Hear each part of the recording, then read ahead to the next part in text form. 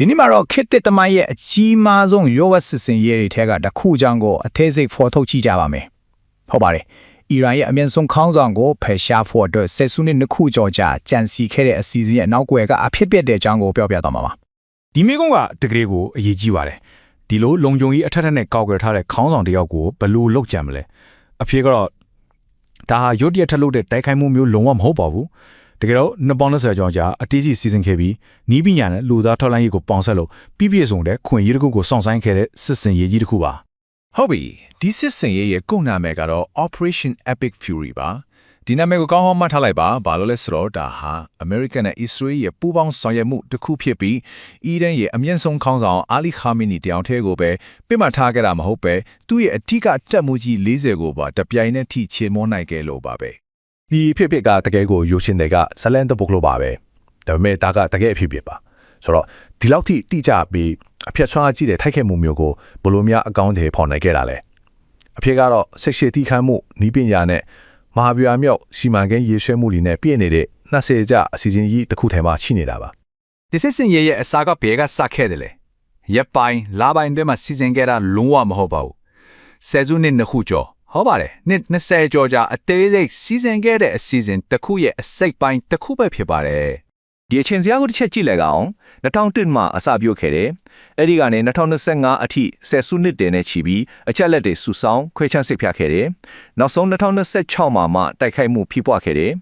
ဒါကဘာကိုပြနေလဲဆိုတော့ခေတ်ထုတ်လိုင်းရေးဆိုတာမြန်ဆန်တိုက်ခိုက်တာထက်မဟာဗျူဟာမြောက်တိခန့်ပြီးစောင့်ဆန်းရရဲ့ကစားပွဲတစ်ခုဖြစ်လာပြီးဆိုတာပါပဲကဲသူတို့ရဲ့အောင်ငယ်မှုကြီးလျော့ပဲချက်ပါပဲလေအဲ့ဒါကတော့ထောက်လိုင်းရေးထုတ်လို့မှုလိုင်းလို့ခေါ်တဲ့စနစ်တစ်ခုပါပဲစက်ရုံတရုံကကုန်ကျန်းတွေကိုကုန်ကြောဖက်အောင်ထုတ်လို့တို့ပဲဒီစနစ်ကလည်းတင်းငယ်တဲ့အချက်လက်အစာနာလေးတွေကိုစုစည်းပြီးတေးစီနိုင်လောက်အောင်တိကျတဲ့တိုက်ခိုက်မှုတစ်ခုအပြည့်ပြောင်းလဲပေးနိုင်ပါတယ်ဒီလုပ်ငန်းစဉ်မှာအဆင့်3ဆင့်ရှိပါတယ်ပထမဆုံးအဆင့်ကတော့အချက်လက်တွေအကုန်စုတယ်ဒုတိယအဆင့်မှာအဲ့ဒီအချက်လက်တွေကိုခွဲခြမ်းစိတ်ဖြာပြီးပုံစံရှာတယ်နောက်ဆုံးအဆင့်မှာတော့ဘသူကိုဘယ်နေရာဘယ်ချိန်မှာတိုက်ခိုက်မလဲဆိုတာကိုတိတိကျကျသတ်မှတ်ပါတယ်ဒီအဆင့်တွေကပြည့်မဲ့ရဲ့ဘဝနေထိုင်မှုပုံစံကိုပြည့်စုံတဲ့ပုံရိပ်တစ်ခုဖြစ်တိစောက်ပြလိုက်တာပါပဲ Okay အဲ့တော့ပထမဆုံးအဆင့်ချစ်တဲ့အချက်လက်စုဆောင်ခြင်းကိုအရင်ကြည့်ကြရအောင်ဒီညမှာစစ်ကင်တလို့ခေါ်တဲ့အချက်ပြစနစ်တုံထောက်လန်းရေးကအဓိကကြပါတယ်ပြောရင်သူတို့ကအီရန်ရဲ့ကိုယ်ပိုင်ဆက်တော်ရေးစနစ်တွေ CCTV တွေအင်တာနက်ကွန်ရက်ကိုထိုးပေါက်ပြီးမြို့တစ်မြို့လုံးကိုသူတို့အတွက်တူးလျကွန်ရက်ကြီးတစ်ခုအဖြစ်ပြောင်းလဲပစ်ခဲ့တာပါဒါကရိုးရိုးဖုံးခေါ်ဆိုမှုတွေကိုကြားဖြတ်နားထောင်တာထက်အများကြီးပိုပါနေသူတို့ကဖိမရဲ့နေစဉ်လှုပ်ရှားမှုတွေအဆက်အသွယ်တွေ online ပေါ်ကအဖြို့အမှုတွေအထိအကုန်စောင့်ကြည့်ပေးဘဝနေထိုင်မှုပုံစံဆိုတဲ့ digital ပုံရိပ်တစ်ခုကိုတိစောက်လိုက်တာပါအဲ့ဒီပုံရိပ်ကနေတဆင့်ဖိမရဲ့နောက်လှုပ်ရှားမှုကိုအန်အောလောက်အောင်တိကျစွာခမန်းနိုင်လာပါတယ်ဒါပေမဲ့နီးပြန်တကူတဲ့နဲ့တော့အရာရာပြည့်စုံမသွားပါဘူးဘာလို့လဲဆိုတော့နီးပြန်ကိုလှန့်စားလို့ရတယ်ဒါကြောင့်နောက်ဆုံးအရေးအကြီးဆုံး debut ချက်တဲ့ HUMIND လို့ခေါ်တဲ့လူသားထောက်လှမ်းရေးလိုအပ်လာတာပါဒီနေရာမှာစစ်ကင်မင်းနဲ့ယူမင်ဂျာကခြားနာချက်ကိုရှင်းရှင်းလင်းလင်းတွေ့နိုင်ပါတယ်စစ်ကင်ကဘာထက်နေလဲဘယ်နေရာမှာလဲဆိုတာကိုအချိန်နဲ့တပြေးညီပြောပြနိုင်တယ်ဒါပေမဲ့ပင်ဘက်ကအဲ့ဒီလူအစစ်အမှန်ဟုတ်ရဲ့လားဆိုတာကိုအတီးကျအတီးပြုပေးနိုင်တာကတော့ယူမင်ပါပဲဟုတ်ပါတယ်အဲ့လိုလှုပ်ဆောင်တဲ့ agent တက်တော့အတက်အန်ဒီအရင်များပါတယ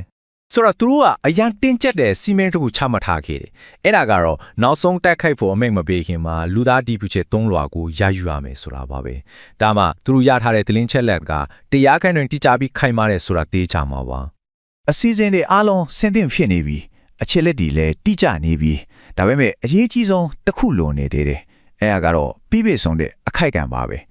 ဖိမကအားနဲ့ဆုံးဖြစ်ပြီးတိုက်ခိုက်ဖို့အကောင်းဆုံးဖြစ်မယ်အခွင့်အလမ်းရဲ့ပြင်းပေါက်တစ်ခုကိုသူတို့စောင့်ဆိုင်နေကြတာပါအဲ့ဒီစနေနေ့မနက်မှာတော့အရာအလုံးကသူတို့စီစဉ်ထားတဲ့အတိုင်းတိုက်ဆင်ဖြစ်လာခဲ့ပါတယ်ခေါင်းဆောင်ပိုင်းတနေရာထဲမှာစုဝေးနေတဲ့အစည်းအဝေးအချိန်ကလည်းမထင်မှတ်ထားတဲ့အချိန်ပြီးတော့လုံခြုံတဲ့ဘန်ကာထဲမှာမဟုတ်ပဲအပြစ်မှစုဝေးနေကြတယ်ဒါဟာနှစ်ပေါင်းများစွာစောင့်ဆိုင်ခဲ့ရတဲ့ပြည့်စုံတဲ့အခွင့်အရေးပါပဲသူတို့ရွေးချယ်ခဲ့တဲ့လက်နက်ကစပယ်ရိုဒုံကြီးပါဒီဒုံးကြီးဘယ်လောက်တောင်တိကျတယ်လဲဆိုရင်ကီလိုမီတာထာဝါကွာကစားပွဲတစ်လုံးကိုတောင်တိတိကျကျထိမှန်နိုင်လောက်အောင်အစွမ်းထက်ပါတယ်။ဒါကြောင့်ဘေးပတ်ဝန်းကျင်ကိုထိခိုက်မှုအနည်းဆုံးဖြစ်စေပြီးပြစ်မှတ်ကိုပဲအတိအကျချေမှုန်းနိုင်ခဲ့တာပါ။ဟုတ်ပြီဒီ Operation Epic Fury စစ်စင်ရေးကြီးကနေသူတွေဘာသင်ခန်းစာတွေရနိုင်မလဲ။ဒီစစ်စင်ရေးကခက်သစ်စစ်ပွဲရဲ့ပုံစံသစ်စီးမြဲအသက်တွေကိုရှင်းရှင်းလင်းလင်းပြသနေပါတယ် ရချက်တွေကိုရှင်းအောင်ပြောရရင်တော့နီးပညာဆိုတာကအစွမ်းထက်တဲ့ကိရိယာတစ်ခုပါ